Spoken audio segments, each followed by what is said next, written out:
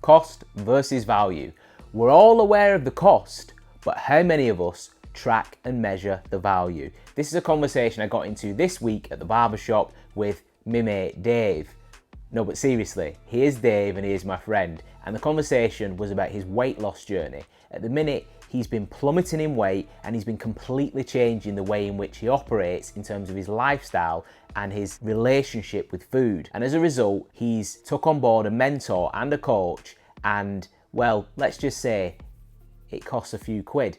But the point is, when people find this out, they will jump on it about the price. Whereas, would it not make more sense to just take half a step back and say, hold on a minute, what are you getting for this price? What value is attributed to this cost? It's got to the point where my mate Dave won't actually express to people the cost of his training, for the simple fact that people just jump straight down his neck and they jump all over it in terms of, my friend could have done it for cheaper and I know this person, that person, and all this other good stuff. But the reality is, will that get him the result? And equally, there's actually something on the anchoring about spending more money on something and how it gives you this extra level of accountability. But we'll park that for a second. So, my experience with this has been somewhat similar. We have a mentor and a coach for one of our other businesses, and I don't typically get into telling people the cost of this mentor because it's more than most people's mortgages. But the reality is, the value that we get from that service and the way in which it's driven our business forward, and we've had massive success in recent years, means that the actual value of it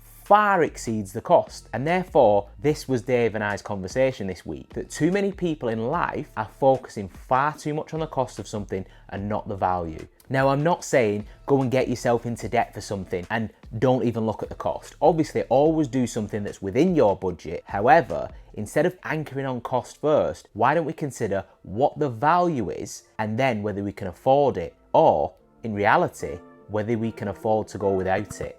And with that said, keep living your truth, and I'ma see you real soon. Yeah!